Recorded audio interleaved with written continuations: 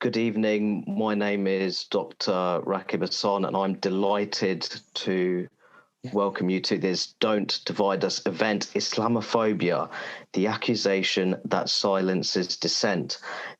For tonight's event, we have two excellent panelists, Ruby Ali and Khadija Khan. Ruby Ali is a philosophy graduate from the University of Birmingham, and she teaches religious studies in Lichfield, Staffordshire. Khadija Khan is a journalist and commentator who writes about minority groups, women's rights, extremism, and Islamism. Because now I'd like to invite Ruby for her opening statements. Ruby, the floor is yours. Thank you. So good evening, everyone. So my name is Ruby, and I'm a teacher of religious studies. For those who don't know me, I'm a British Pakistani from South Wales. I'm also a Muslim in that I've had an Islamic upbringing. I come from a Muslim household. Islam influences my culture, and it's very much intertwined in my worldview. However, at the heart and centre of my worldview is my own conscience. And for that reason, I'm someone who likes to think for myself as far as possible. And it's for that reason that I also detest dogma in all its forms and anything that constrains our freedom of conscience. Now, it's precisely this principle of freedom of conscience that I detest accusations of Islamophobia against anyone who criticizes, questions Islam, or even detests or fears Islam. So my main issue with Islamophobia is its definition and what the terminology permits. I understand that generally when people use the term Islamophobia, it's used to identify discrimination against Muslims. In that sense, it's good in that context. It's good because we need to identify bigotry against anyone. Anything that violates human rights and dehumanizes someone should be called out. However, my issue is when it's used to shut down debate and criticism against anyone who questions Islam. And that does happen. And that's because Islamophobia literally means the fear of Islam. So, that gives the implication that anyone who, it gives the implication that you can't fear Islam, you can't hate it, you can't dislike it, you can't question it. And from an educational perspective, this is hugely problematic because as a teacher, it's my duty at the very least to provide an open and objective education. And I think that is the beauty of British education. I know that if I was in Pakistan where a lot of my family members are, I wouldn't have that opportunity. So it's something that it is valued. And also, as an RE teacher, I know it's my duty to inform others of these different worldviews, these different religions that have shaped histories, lives, and humanity. But more importantly, it's important for me to assess those worldviews. That's what religious studies is. It's about assessing the validity, the truthfulness, the usefulness of religion to humanity and individuals. We can't do that if we censor criticisms and negative portrayals of religion for the fear that it may offend someone. Now, contrary to what many may think, censorship doesn't kill an idea. It merely guards and shields it from fear. I completely understand Muslim sentiments when they say they don't like it when their religion is challenged. They don't like negative portrayals of Islam. That makes sense. It's human. And nobody wants to be judged. And nobody wants to be challenged. And the reality is we all want to be right. But the way to deal with this isn't to shut down debate. We have to converse, discuss, and debate with reason and not censor, because censorship only harbors fear in the hearts of those that don't believe in Islam. And for those that can't bear that fear, it's going to lead to anger and further intolerance.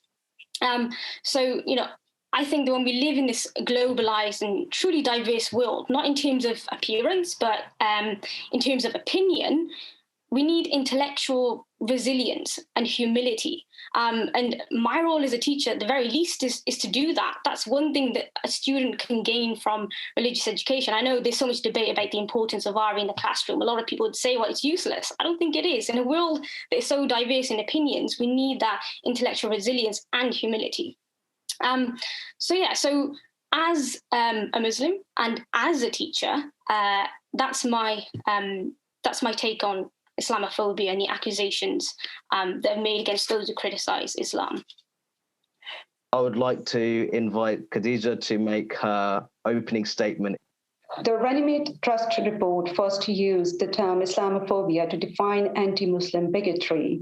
Presumably, the objective was to counter anti-Muslim bigotry, but its ambiguous meaning and vague implications have made it rather contentious. Which is why many people feel wary about normalizing it into political and social discourse. Efforts to make Islamophobia a legitimized term to define anti-Muslim bigotry have not stood up to rigorous testing, and extremists didn't take much time before turning it into a whip to strike down dissent, both within and outside the Muslim communities. The term Islamophobia conflates the valid criticism of Islam as a set of beliefs with discrimination against Muslims as people. Its language overshadows matters concerning prejudice and hatred against Muslims, as well as rampant radicalization within Muslim communities through a politicized version of Islamism. If anything could expose its hollowness, it is sustained efforts to lend Islamophobia legitimacy by implying that it is akin to racism, which deploys a flawed conception of what it is to be a Muslim. Furthermore, the term has been weaponized to normalize the culture of offense, wherein the accusation of Islamophobia are used to silence the critics of all shades of Islam, including political aspects of Islamism. This toxic culture of offense has never been about protecting Muslims as people. Rather, extremists and their cronies specifically orchestrate it to shut down all kind of criticism of those people who manipulate religious sentiment to serve their own nefarious agendas they may share. The sales pitch for Islamophobia has been given a pretty facade of human rights concern, but it is actually thinly disguised endorsement of religious supremacist mentality that asserts that whatever is happening in the name of religion, it is all justified and should be acceptable for the wider society. What happened at Bethlehem Grammar School is a very recent example of how this term Islamophobia has been used to stifle free speech and embolden extremist element within Muslim communities. The teacher who allegedly showed caricature of Prophet Muhammad in a lesson on blasphemy has been suspended and forced into hiding. 2 more teachers have been suspended in an inquiry into the conduct of the teacher and the school admin. An aggressive mob surrounded the school premises and intimidated the school teachers and administration. And the faith leaders, they dictated terms for the school admin to issue an apology. And above all, these extremists have warned Prime Minister Boris Johnson that respect for Islam or Britain risks becoming like France. And we all know, what does it mean? What happened in France when our teacher showed similar caricature in a class, in a lesson on free speech? He was brutally beheaded. And then their demands seemed never ending. Instead of condemning this intimidating gathering outside the school gates, the apologists started accusing suspended teacher and administration of being Islamophobes. I've been contacted by a British Muslim woman from Batley on Twitter, whose entire family have been facing threats and intimidation from these extremists for not complying, including her sister, who is a hijab-wearing Muslim woman and a teacher in that school.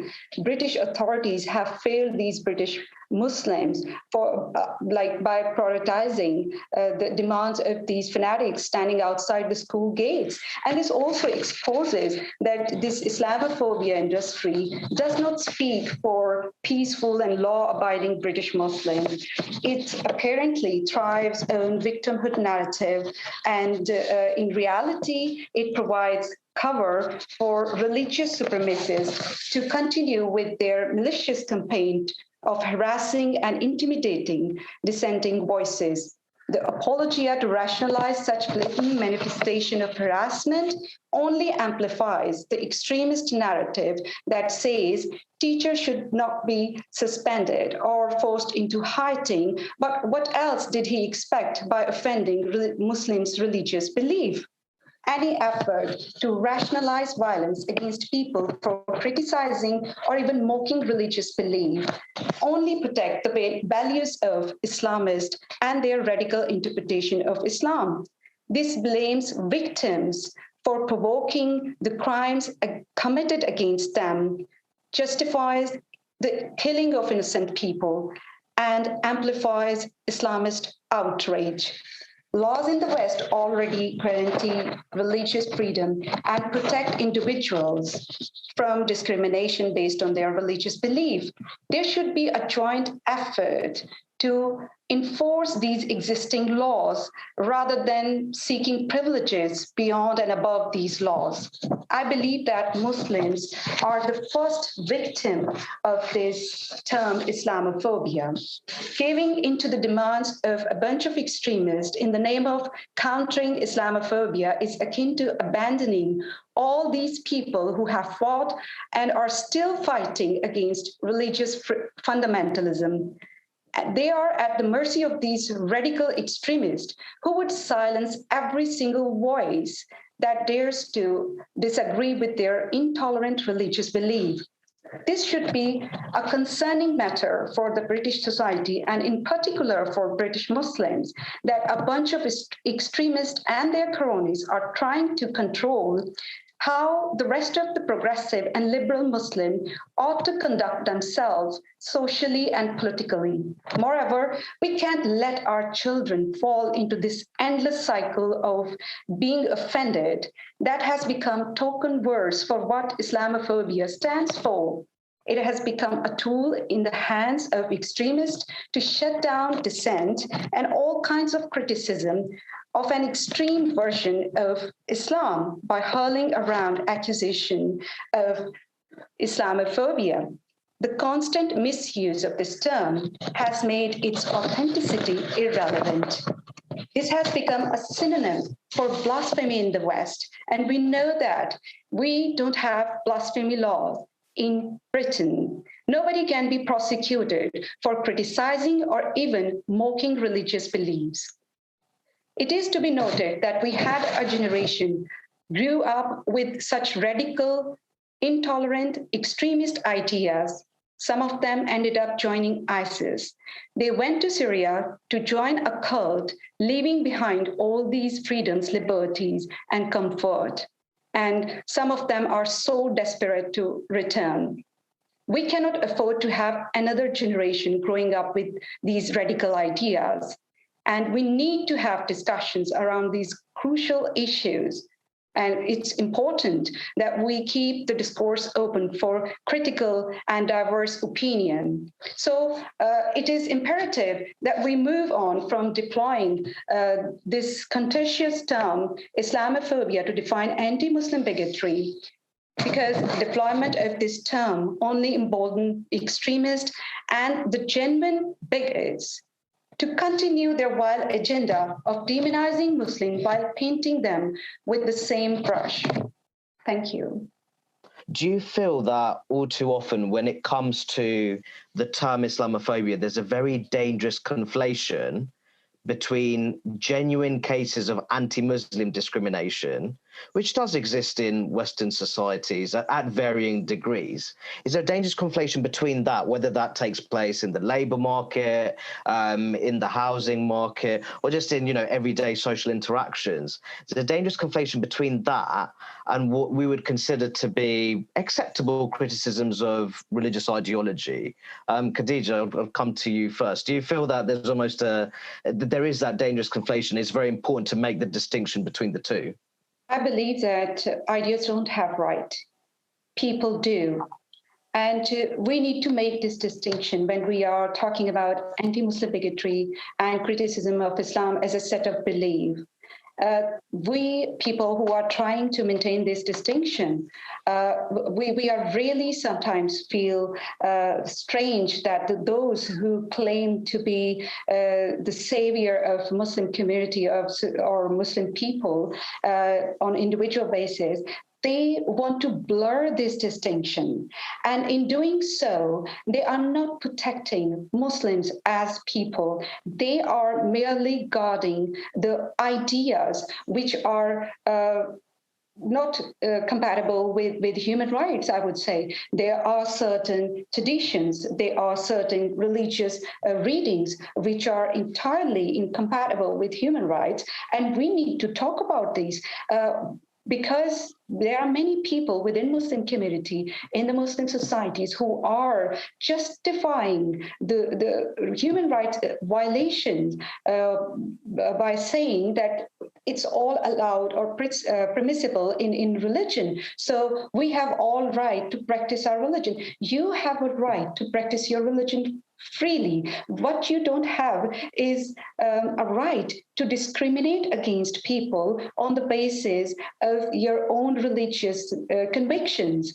All people, they have equal rights in democratic society, in a diverse society such as Britain. There we have right to free speech, we have democratic values, and many people from Muslim communities, they embrace these values. But the tragedy is that the very low, a minority group, which is very vocal in their assertions, has been given, the priority when it comes to define how Muslim or Muslim communities, they feel when their religion is being criticized.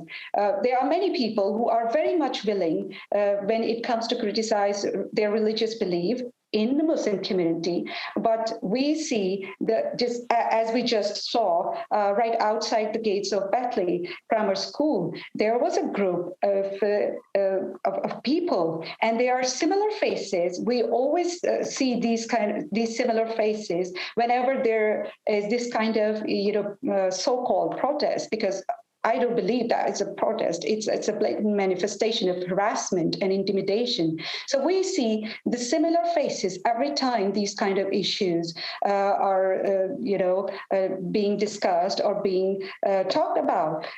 So this is very important to maintain this distinction, because we need to protect people from discrimination, but we also want to have a free, diverse society where we can have difference of opinion, we can agree to disagree, and without having any fear of being, harassed or intimidated.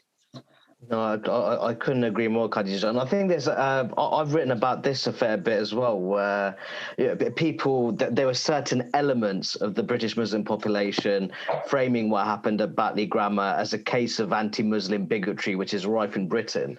What's really interesting is that a recent study showed that 76%, over 3 in 4 British Muslims, believe that Britain is a good place to be a Muslim. And the main reason they provide for that is freedom of religion. So is there a case perhaps that the voices from the British Muslim population that are platformed, which we see in the mainstream media, on the television, the individuals that are invited, they may not be wholly, or rather they're not representative even of mainstream British Muslim opinion?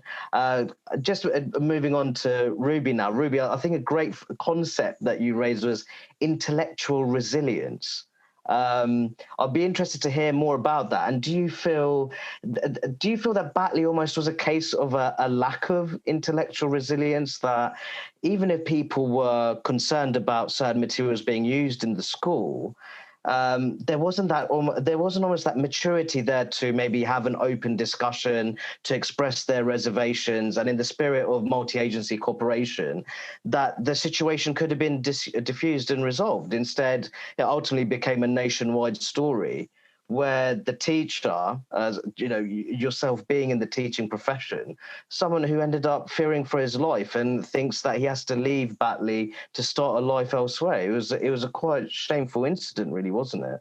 So what I mean by intellectual resilience is, when someone disagrees with you, it doesn't mean you have to change your view. You can still believe that the Prophet Muhammad is perfect and he's not like that. But intellectual resilience is to recognize a different worldviews and to actually engage with it. So rather than shutting down the view, you actually respond and say, oh, hang on a minute, this is my evidence to suggest that no, he wasn't like this. That's how you're showing that your worldview is actually supported. There's evidence for it. And rather than you're using reason as a basis, and you recognize that there's a world beyond your own, and it's not just your opinion, there's someone else out there who has a different view. Intellectual resilience is to recognize that there's someone else out there that doesn't think like you. And in a British society like this, we need to recognize that. And so when we look at Batley Grammar, that is a case that shows a lack of maturity, not just from the pupils, but also I think it's just the lack of trust in education, the idea that teachers aren't doing their jobs properly and we're here to indoctrinate. I think there's definitely that lack of trust. When I teach, I know there's every other teacher that I know will teach with objectivity. They recognize the importance of that. And I think this is the idea that we just want to shield people from certain worldviews, and somehow that's going to create more tolerance. If we use censorship, that doesn't create more tolerance in society. That's only going to breed more intolerance, because we have this idea that because I believe that my worldview is sacred, no one else, other people have to accept that as well. Khadija, I really wanted to follow up on this point because you've written previously about extremism in particular. Do you actually feel that there's a possibility that when we're looking at Islamist extremism in particular, one of the facilitators of that is almost a lack of robustness when it comes to Western nations presenting a core set of values, you could say, whether it's freedom of expression, freedom of speech? Do you feel that there's been an indecisiveness almost, a lack of a firm position, which has almost been exploited by certain elements of Muslim populations in particular societies, including the UK? It's a very unfortunate situation, I would say, that progressive and liberal voices from within the Muslim communities, they are not a part of mainstream narrative about how Muslims feel when their religion is being criticized, and how they feel when the caricatures of Prophet Muhammad are shown in a classroom on a lesson of blasphemy or free speech. It's always the extremist and the most conservative people who are dominating the mainstream narrative. You can take an example of the authorities, concerned authorities, whenever they want to talk about the Muslims and what are their issues, they would always talk to those people who are the most conservative lot within the community. When they want to talk about women's rights in Islam, they would talk to those women who are not taking firm stand for women's rights in Islam. Here in the UK as well, they are towing the line. They are not speaking up and not condemning the religious misogyny and the women rights abuses which are done in the name of religious belief. They would be telling you that yes, those women who are in the position of power, they would tell you that yes, there are problems, but then they wouldn't do anything about that. And it's I guess more serious that you know that problem exists, but you're not willing to tackle that problem upfront. And that is the trouble, that people in Muslim communities who embrace democratic values, who embrace the values of free speech, they are not given the priority when it comes to deal with the issues Muslims face in the Western societies. It's always conservative lot that comes first, and that is the most vocal when it comes to define how a Muslim ought to conduct themselves socially and politically in the Western society. And that is a tragedy. I say, like, why can't you see the liberal voices? You want people to embrace liberal values, but you always talk to conservative lot who are not willing to embrace any liberal and progressive value, who want you to respect their intolerance, intolerant beliefs, who want you to give up, who want you to cave into their demands. And this lot has taken the whole community hostage to their radical beliefs. And those people who are progressive in their approach, who are very much liberal, and they love to be a part of a diverse society such as Britain, they are left at the mercy of these radicals. I think that we're going to move on to, we've already got a raft of questions waiting for us. So there's one question that I think it touches on, it follows on very nicely from a number of the points that you raised, and I'll come to Ruby first. There's one question from an audience member where they're essentially asking, how do you mainstream those more progressive, liberal British Muslim voices, and what are the main challenges and obstacles towards that process? Because I personally feel that there's a need. There's the voices which tend to be platformed are not necessarily representative of mainstream public views within the British Muslim population. So Ruby, how do you feel that we could go about, securing a positive development on that front, in terms of just creating a more diverse pool of British Muslim voices in the mainstream media? Well, first of all, I think we need to recognise that there's a lot of fear in Islam, and I know that. There's this dominant voice in Islam, and that gets the platform. I know there are a lot of Muslims. We need to remember that when we saw people protesting outside Batley Grammar, that was a few Muslims out of how many Muslims in the UK? There's a lot of Muslims that would never do anything like that, but they're afraid of opening up or saying anything because they don't want to come across as being unfaithful to their religion. So there's definitely fear within the Muslim community, and as a Muslim, I will say that openly. I just happen to be brave enough to be open about it, and I know that, for example, on social media, I can be a lone voice in that. So I think we need to recognise there's a lot of Muslims have their own barriers, and we can't always, we can always encourage them to be open, but we need to recognise the sensitivities around them being open about it and the consequences they may face. So it isn't that, there aren't liberal, progressive voices out there. They are.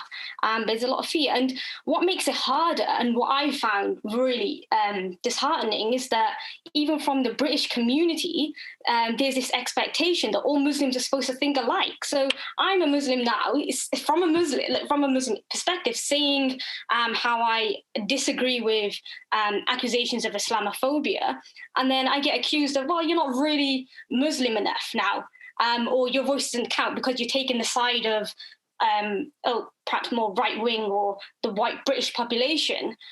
So it's not helping when there's this idea that in British society there's this concept that in order to be a Muslim you have to be like this.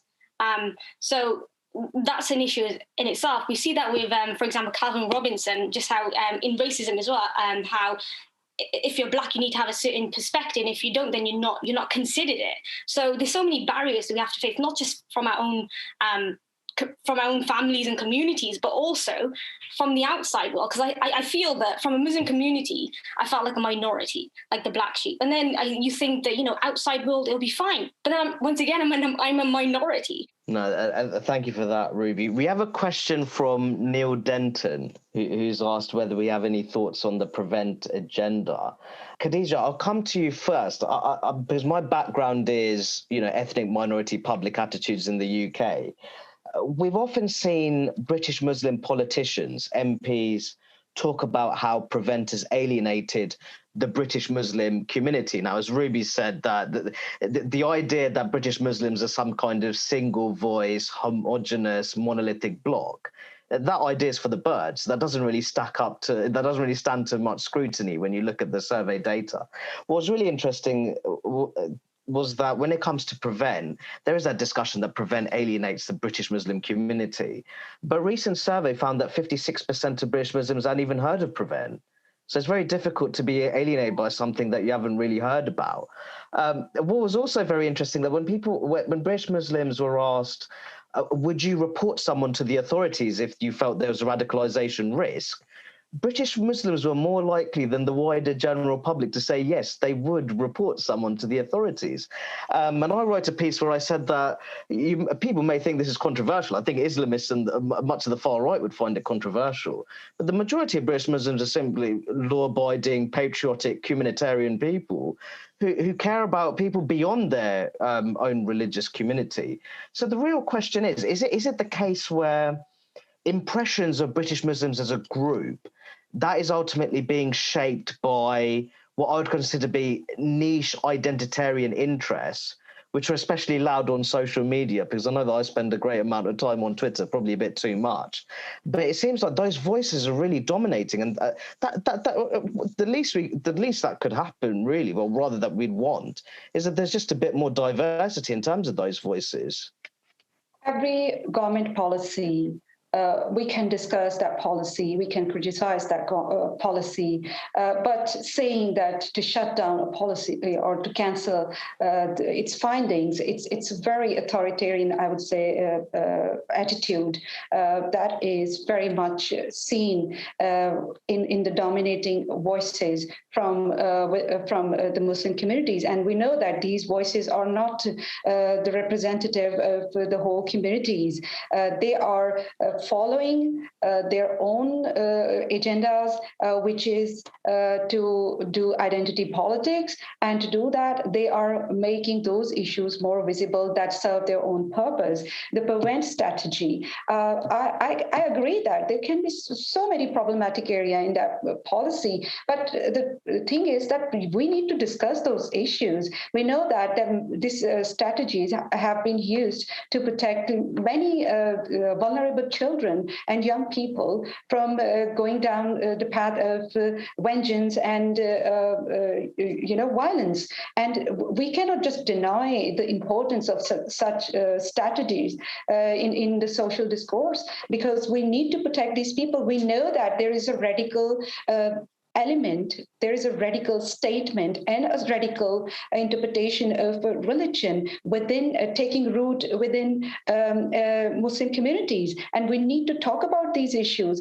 and how can we resolve these issues. That is the thing, and Prevent strategy is a step to go into that direction. What these mainstream Muslim organizations, who have been very big critic of Prevent strategy and the Muslim politicians, they have been accusing the British government of alienating Muslims from the mainstream society. I would say they never come up with anything which is alternative strategy that can help counter or curb this radical attitude and radical views within the communities. They would many of them would simply deny the existence of radical views within the Muslim communities. They would say there is nothing to be worried about. Muslims, they hold such radical views like many other conservative religious people. So it's not only British Muslims who are holding these views, but the problem is this, that the denial of this problem is not going to make it go away. It is a reality that some British young people, they from Muslim communities, they did join ISIS. They went to Syria, and there was a reason for that.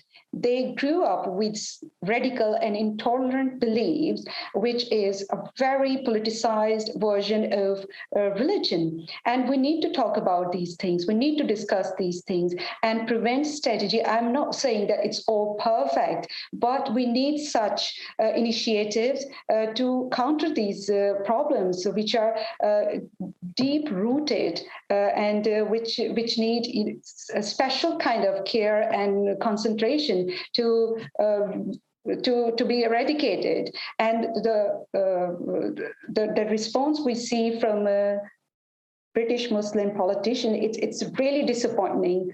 Every time we see this extremist element rearing their heads, their ugly heads, we see that they would always start talking about Islamophobia is on rise. They would not talk about the aggressive attitude that is giving the whole Muslim community a bad name. I will give you an example. The Baroness Saida Warsi, she was more concerned about, after this incident of Betley Grammar, she was more concerned about the children from Muslim community being bullied and called terrorists in schools. Just take a look.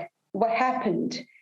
A minority group from within a minority aggressively surrounded the premises of a school, intimidated teachers and school administration, forced them to suspend the teacher, and then forced that teacher to go into hiding. And then they dictated the apology to the school admin. Now, you tell me, who is harassing who?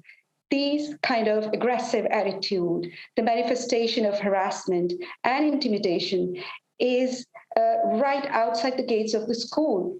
This is creating problem for the Muslim community. They would never talk about these things. They would never condemn them unequivocally and unconditionally. There would be always but if, these kind of words to explain that how this is not a big problem. The issue is, why did the teacher show those caricature in the classroom? This is a tragedy that we have these kind of people in the position of power who can influence government policies, but they rarely talk about the real issues the people of Muslim heritage are facing in the Western society. Thank you for that, Khadija. I wanted to maybe following up on some of those points.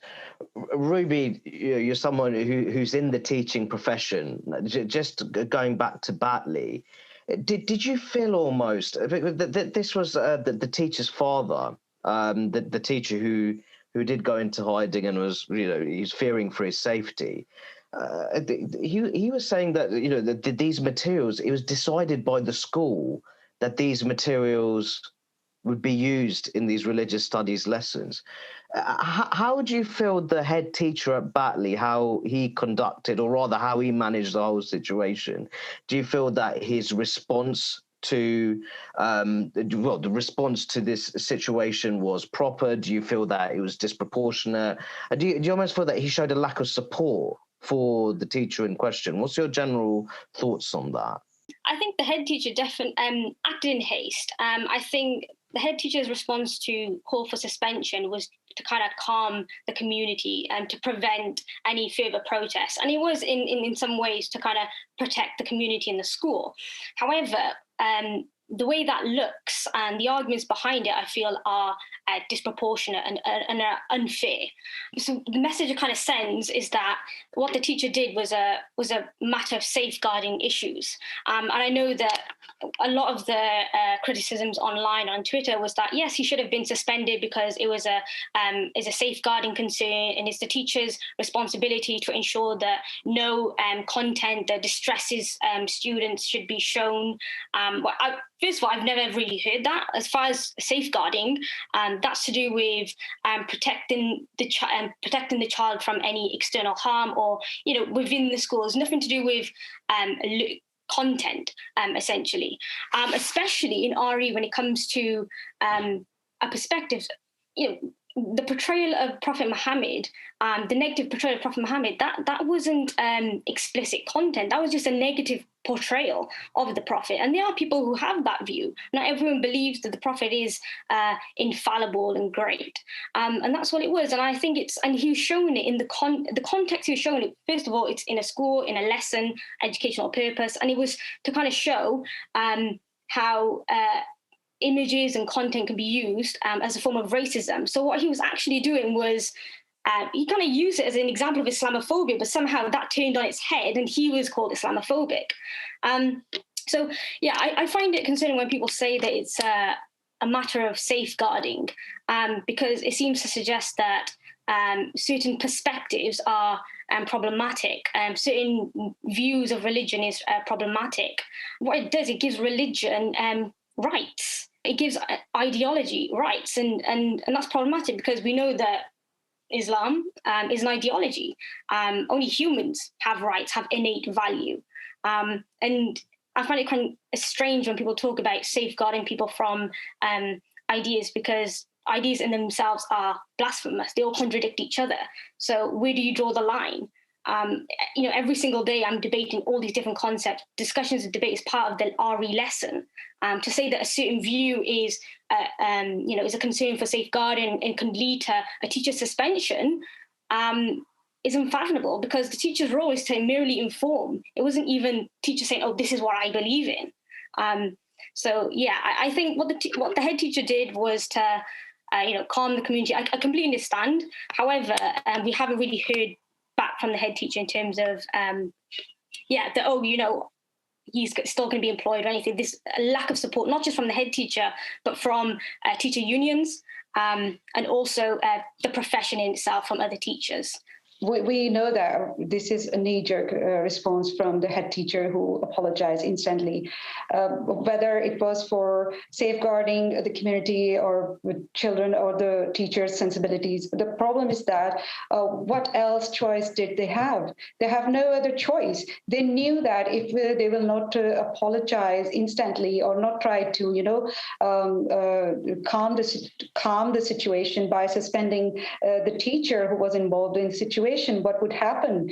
The people who were standing outside the school gates, they clearly warned the Prime Minister Boris Johnson that the respect for Islam or UK risks becoming like France. What does it mean? It means that what happened there, it could happen here in Britain. And the teachers, they knew very well what's going to happen after this incident. So it is a very sad thing that the Muslim communities, they have this kind of reputation that people, they feel threatened when they are discussing or talking about their religious belief.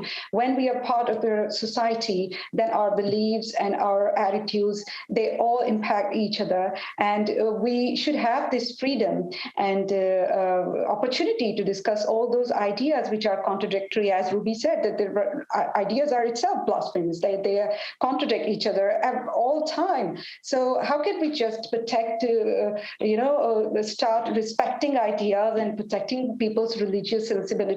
This will have no end. And I also say that the people who are calling for the curtailment of free speech, they are doing no service to the Muslims and to the Muslim community. They should know that once the curtailment of free speech becomes a norm in a society, then minorities are on the receiving end. And we would not be allowed to disrespect the sensibilities of the majority. So this is ridiculous to call for the curtailment of free speech, and Muslims who think that respecting religious belief would benefit them in the long run. I think they are mistaken in their belief. We have this discussion about women's rights, but particularly within British Muslim communities. Now, this is something that I've written about a great deal.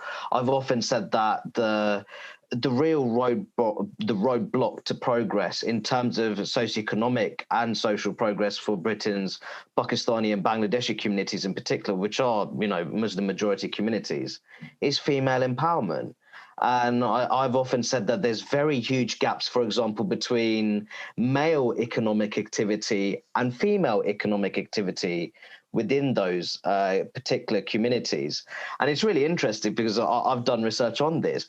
When women of Bangladeshi origin enter the labour market, they tend to earn more money per hour than their male counterparts in British Bangladeshi communities. But what I really want to get to the heart of it, do you feel Islamophobia, because this is something we're talking about, is Islamophobia now as a concept, is it being used as an instrument to blunt and suppress those kind of views, those kind of concerns rather, within British Muslim communities, whether it's, female empowerment, gender roles, the position of women in society? Do you feel that as a label it's being used to suppress those kind of, which I feel are much needed discussions? Yeah, and that's a really good question. So what we have at the moment is a lot of people in society want to, I tried to say it, but they want to show that they're friends of Muslims. They want to show that they're not Islamophobic. And a lot of people will go out their way to do that. After 9/11, there's a lot of pressure to show that, oh, I'm not Islamophobic. I'm on the side of Muslims. I understand your oppression and so on. And there's also a lot to do with grievances, a lot of, a lot of regretment that people have because of colonialism as well. So what they want is that they're like, oh, Muslims, you should be able to express your faith however it is, and we won't question it. So if Muslims, for example, Muslim women are not really benefiting from the religion in their communities, it's the idea that, oh, well, we shouldn't question it, we shouldn't say anything about it, we should leave it to them. And if anyone does question it, if you question things about the hijab or the burqa or the fact why aren't Muslim women represented in certain workforces and so on, it's the idea that if we question that, then it's Islamophobic because Muslims have their own way of doing things. I find that really dehumanizing because what it seems to suggest is that human rights and free choices is for everyone else, but Muslims, that's who you are, that's your religion, you got to stick to it. So it's the idea that a non-Muslim woman can have all the freedoms, but then a Muslim woman, just because she's part of a community, has to have that. And it's everyone else is expected to support it, even if those religious values are misogynistic or a prejudice towards them. So I think there's definitely I think it comes with I think it comes with good intentions where people want to support religion. What they don't realize is that, religion is something that is going to progress, is going to evolve. It's not perfect. There's going to be human rights concerns in there. There's going to be disadvantages. Rather than overlooking it and saying, oh, because you're Muslim, that's who you should be, we should question it. So when we see things like FGM or anything like any sort of abuses, we need to address them. You don't have to be a Muslim to address that. You can be a non-Muslim and recognize that that's a violation of human rights. But definitely there's a lot of fear. A lot of people don't want to question women's rights in Islam. They don't want to question the idea that there's a lot of grooming or the fact that arranged marriages are taking place in Muslim communities forced marriages. They don't want to question that because they feel it's part of the community, it's part of their culture, and we need to accept it. But if you really are an advocate of human rights, you don't look at religion, you look at the individual, and you stand for human rights in all circumstances in the face of any ideology. And I think that's something that is often forgotten. Khadija, if you could just follow up on this this view that I hold personally. So we had the Islamophobia definition, which a number of female progressive politicians pledged their support, self-labeled feminists. Progressive. Progressive, exactly.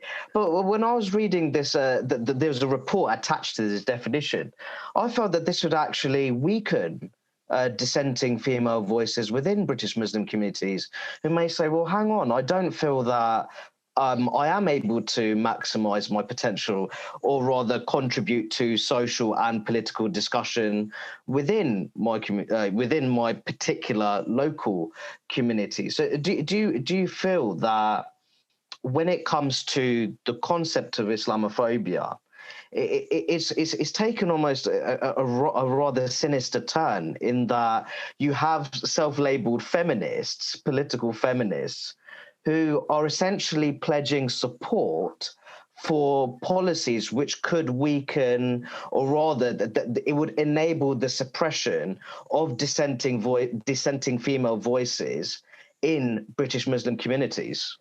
A very recent example in this regard, I would like to mention. Recently, a Muslim Council of Britain, they have elected a female leader after, so many years of male dominance. Finally, they have got a female leader, and that was celebrated as something a very big achievement from Muslim community, and. It was going all fine, the celebrations, but suddenly the elected female leader, she was asked a question on Women's Hour, BBC Women's Hour, and that question was very simple, that how many female imams are there in UK? And she couldn't answer this question. She dodged. And instead of saying yes or no, it's a very simple thing to say. There is no female imam in the UK. But instead of saying yes or no, she was, trying to dodge the question over and over. And the moment it was finished, there was an uproar. It was Islamophobic to ask a female Muslim leader about the number of female imam in the UK. And then an organized campaign was launched to get that host of the show fired. And when they couldn't do it, then they launched these Islamic feminists. They launched a petition, and that petition was signed by Baroness Saida Warsi and many other well-known journalists and politicians. Apparently, it was asked for BBC to apologize for asking a question about women's rights in Islam. And that is a very good example to explain that how the accusation of Islamophobia are also used to push the women back, to hold women back from making progress within British Muslim communities. We see that whenever women from Muslim communities, they try to become independent in their views and in their acts, they are always criticized, harshly criticized. They are called non-practicing Muslim women. They are ostracized. They are alienated. Some vulnerable women are tortured and, in worst cases, killed in the name of honor. So this is what happens when a dissenting female voice from within the Muslim community tries to make an impression in the social discourse through her voice, through her experience, through her own personal opinions. And it is, again, it's a sad situation that they don't have any support from these well-known and very vocal Islamic feminists. First of all, this concept of Islamic feminism is very flawed. We know that Islam does not treat women equally. They say that women and men are equal, but in spirituality. But this has nothing to do when it comes to assign men and women societal roles. They are very different, and it's men who are given the upper position, and they are given the authority. They can beat their wives. They can use their wife the way they want. It's not for women to object or disobey their husbands. So we know that, but they try to reconcile their religious belief with feminist principle, which is a very flawed concept. So I believe that we should stop trying to define women's right in terms of religious right. Women's rights should be defined in terms of human rights, which are equal for everyone. And here in Britain, in modern day Britain, when we have this equality, obviously we are still making, progress. No society is perfect, but it's very obvious that the society we live in is quite entirely different from Muslim societies where women are treated as second-class citizens, where they have no voice, where their rights have been taken away in the name of toxic modesty culture, and they are forced to comply with the toxic moral standards dictated by Muslim men. And here we see the same, the women who I call them privileged Muslim women who are born and raised in the free Western societies. They have all the luxuries, all freedoms, all liberties, even if they choose to wear hijab or even if they choose to follow a conservative lifestyle, they can make a choice here in the West. But they are women here, not only in the Muslim societies, Muslim majority countries, but also here in the West, within the Muslim communities, vulnerable women who cannot exercise their free will, who cannot take decisions independently, and they are forced to follow a very conservative and rigid lifestyle in the name of promoting or preserving religious and cultural beliefs. And these women, whenever they will speak, you can notice whenever they talk about, they very seldom talk about women's rights in Islam. They would always toe the line. Whatever Muslim men are talking about, they would talk about that. They would not tell you how women are being treated within the Muslim communities. Those women who are dissenting, who are rebellious in their attitude and who want to reject this so-called modesty culture, either they are suppressed or they make headlines when they are tortured or they are subjected to ill treatment by their own family members. And that is a very sad situation. And I would say those Western feminists who want Muslim women to compromise to whatever their religion and cultural traditions offer them, I call it soft bigotry of low expectations, that for one part of the society, you want equal rights. And for the other part, for minority women, you don't want equal rights. You want them to compromise with their plight and don't, complain about whatever their situation is. And people like Ruby and me, when we talk about this, misogyny, which is prevalent in Muslim communities, then we are labeled as traitors, race traitors, Islamophobes, and sellout, and whatnot.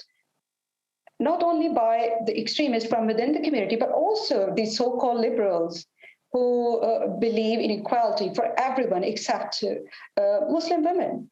I think when it comes to really those discussions surrounding gender equality and female empowerment, there is that dynamic where, as you say, people are desperate to be friendly towards Muslims, you could say, without acknowledging that there's the very complex dynamics taking place within British Muslim communities. There's various fault lines, there's tensions. While people may see Muslims by and large as an oppressed group, or rather being Muslim is an oppressed characteristic, there are very serious power dynamics within British Muslim communities. Do you feel almost, someone that, you've talked about being a, British Muslim woman, do you feel that almost politicians who frame themselves as progressive, part of the feminist cause, do you think they're aware of these issues, or is it they're ignorant of the issues, or rather they're aware of the issues but they just cannot, they almost lack the courage and bravery to really tackle these issues and discuss them? So I'm going to give them the benefit of doubt and just say that they're ignorant and they're just unaware of the complicities of the issue. But yeah, there's definitely difference in power dynamics. There's definitely what Khadija mentioned, a bigotry of low expectations. And what we see is we have feminists, so-called feminists. Their values aren't consistent. That's what we lack.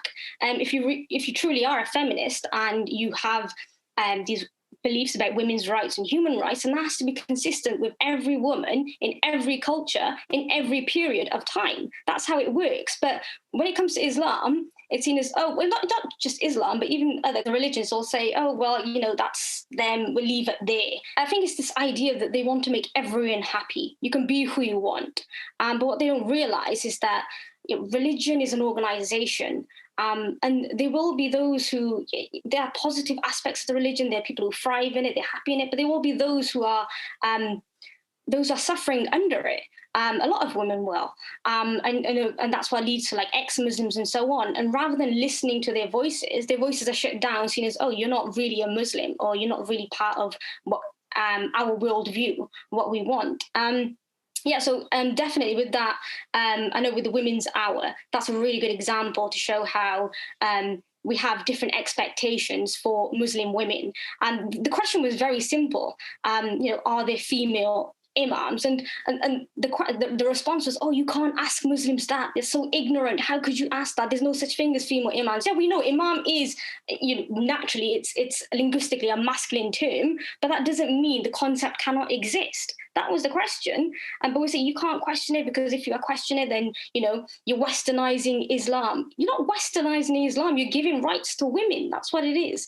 But this fear of we don't want to westernize or colonize Islam in any shape or form anymore. What they fail to realize is that what they really should be advocating is human rights. And if the West is doing it well, then that's a good thing. But if any association to, if it's a Western concept, they don't want anything to do with it, and they don't want to enforce it on other people. And by ignoring that, so many suffer because of accusations of Islamophobia, and because there's this lack of consistency when they see these different worldviews. No, thank you for that, Ruby. I wanted to touch on another point, because I felt that this was something, when this Islamophobia definition was, very much the talk of the town. One thing I also felt was it may be a problem for voices, or rather that it might disempower voices who feel that they are the victims of sectarian discrimination within Muslim communities. And this is something that I feel isn't necessarily talked about. And I think it almost makes a mockery of this idea that there is a uniform British Muslim community. Khadija, do you feel that there are trends, or rather there are signs that Islamophobia ultimately is being used as an instrument by what I would consider to be quite extreme voices in Sunni communities when it comes to minority denominations within Muslim communities, when they're talking about, forms of Sunni dominance, or rather that they're depriving them of the status of being a Muslim, and that when it comes to raising those concerns, that people all too often, when it comes to the more powerful dominant voices, they say, oh no, this is ultimately, this in itself almost is an insult to Islam, and ultimately this is an act of Islamophobia. And so do you feel that there is that risk that the concept of Islamophobia is going to be used to mask sectarian tensions, and does it have the potential to disempower those minority denominations that I'm referring to? I see that the definition of Islamophobia that has been proposed, it does not defend all Muslims, all people of Muslim heritage. It defends the interest of a minority group, which is very much dominated and very much vocal. But the minorities we see in Muslim communities, they are always at the risk of being discriminated by the majority. And when we talk about protecting Muslimness, then this definition of what it is to be a Muslim, it's very narrow. And how you see it, mostly you see it, a woman who is wearing hijab, that is Muslimness. That is not true. There are many women who don't wear hijab.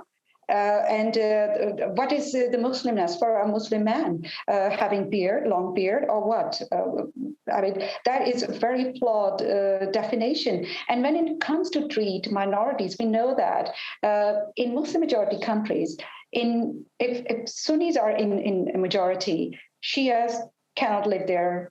freely and cannot practice their religious belief freely without facing harassment and intimidation from the majority. The same happens where the Shias are in majority. And Ahmadis, they face this persecution, not only in Sunni majority state, but also in Shia majority state, because they are considered non-Muslims by the definition that the Sunnis and the other majority sect they have invented. So we see that this definition of Islamophobia does not protect the people from the Ahmadiyya community. They are being discriminated, and quite boldly, I would say, they discriminate against the Ahmadiyya community, not only in Muslim majority country, here in the UK as well. I remember there was an incident when a Muslim was killed in Glasgow, a shopkeeper. Asad Shah. Asad Shah, and he was killed. And the mainstream Muslim organization, they issued a statement saying that, oh, this is Islamophobia, a Muslim has been targeted and all that. And the moment they came to know that it's from Ahmadiyya community, they said that this is religiously motivated, killing. And they took back all that Islamophobia stuff from their statement. So this is how they discriminate against minorities, and they don't want to protect all people, like LGBTQ people. What about them? They would be excluded. They will not be protected under this definition. And women who are not following,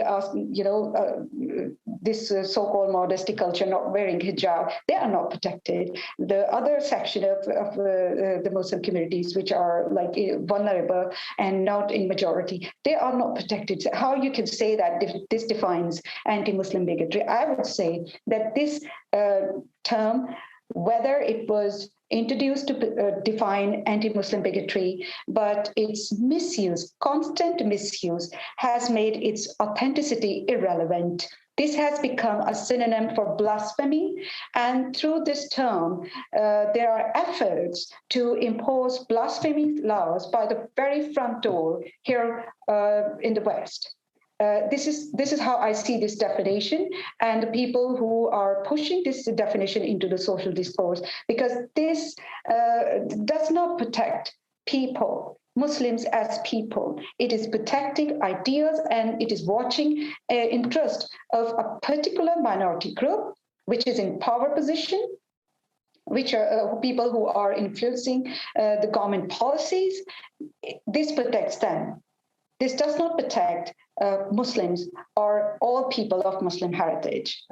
No, thank you, Khadija. And I believe that following Asad Shah's killing, it was around 2 weeks afterwards that the Muslim Council of Britain published a position statement, essentially saying that people are not obliged to recognize Ahmadis as Muslims. That was the gist of the statement, which I thought was particularly bad taste, considering just so soon after what was a brutal sectarian murder. Ruby, if I could just move on, just following up on some of the points that Khadija made, do you feel that Islamophobia at times is used as an instrument to mask over what should be, what are much needed discussions, whether it's, gender power dynamics, forms of sectarian victimization? Do you feel that all too often that, as opposed to engaging with those debates, because quite often you do have identitarian Muslim organizations, they talk a great deal about how British Muslims are discriminated against in an institutional sense, but they're quite reluctant when it comes to challenging those tensions, those injustices, those forms of victimization within British Muslim communities. Do you think that's a fair assessment? Yeah, I think that's very fair in terms of how Islamophobia is used. Just looking back at the Batley Grammar case, showing a negative image of the Prophet was problematic, not because it's a cartoon, but because it's a negative and they don't want people perceiving Islam in that way. And So I know that the cartoons portray Prophet Muhammad with a sword or with a bomb or etc. And they're meant to be provocative because there is arguments from historians that Islam has bloody borders. It was spread through the sword, etc. So to kind of silence those voices, we just have accusations of Islamophobia. You can't say that because you're portraying it negatively. So yeah, definitely, not just in academia. There's this the desire to kind of shut down any form of criticism, but also, like we see with Women's Hour, it's to prevent any form of questioning women's positions. And I think, yeah, definitely it does. Well, it can be logically be used to shut down any form of criticism or injustices that Islam is kind of Muslims that may suffer under it. So, for example, even when we have cases of ex-Muslims and progressive Muslims, their voices and their concerns about their negative experiences are brushed because people are afraid of being labelled Islamophobic if they support them. That in itself, I know is a huge issue. So I agree with that. But also to mention, just kind of going back to what Khadija was talking about before, I also think that Islamophobia is an attempt to also homogenize all Muslims, to force this dominant view on others. So, for example, I actually come from a Shia Muslim background. That's my background. So it's ironic. So I grew up with images of the Prophet, like art pieces of the Prophet and his progeny, because it's a big part of Shia culture. If you type in Shia art and the Prophet, you'll see images and art pieces of the Prophet and his family. But then all of a sudden, with the Charlie Hebdo situation, this view came out that Muslims cannot view or draw images of the Prophet. And it wasn't, Sunni Muslims, it's all Muslims. And all of a sudden, the Shia Muslims were never really concerned about images of the Prophet. All of a sudden, they're also pressured to argue that we're not allowed it. So it's definitely homogenized all Muslims.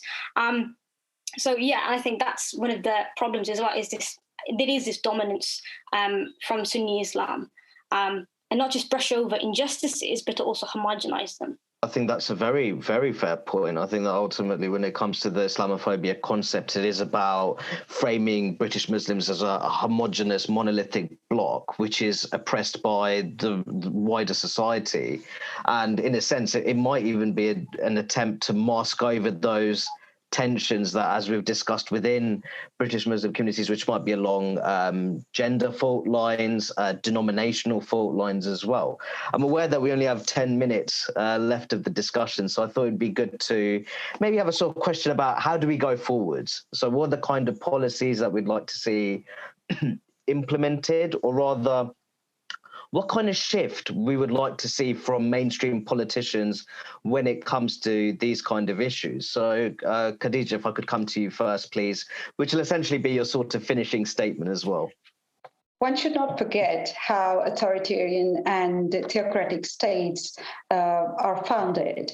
They take away the right to free speech from their people on the pretext of respecting sensibilities, religious and cultural sensibilities of the majority. And this say exactly this thing happen or is happening in a Muslim majority country.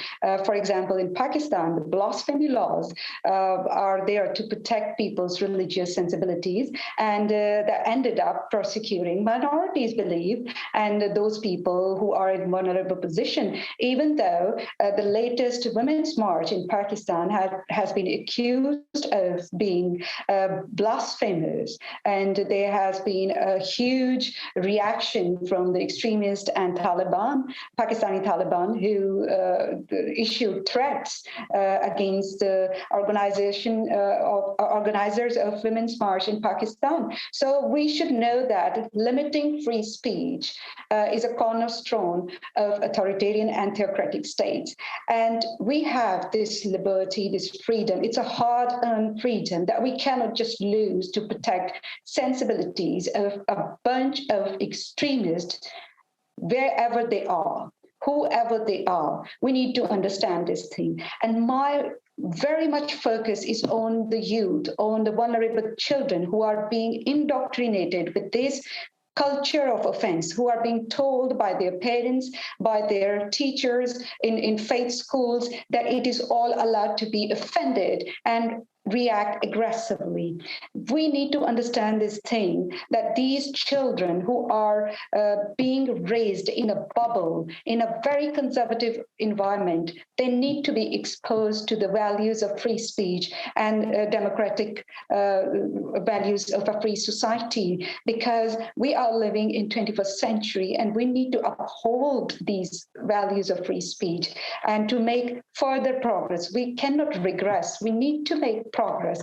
And to make progress, we need to have discussions around crucial issues, which are very much concerning for the minorities, within the minorities, I would say, like people who want to abandon their religious belief, people who want to interpret their religious belief in a progressive and liberal way, women who don't want to cover themselves with hijab or burqa or niqab, women who want to progressively take part in social discussion and political discourse. They should be encouraged and appreciated. And these things can be happening only when we uphold the values of free speech, secular value of free speech, because free speech has never been a religious value. We know that whenever religious authorities are in power, the first effort is to just curtail the freedom of speech, take this right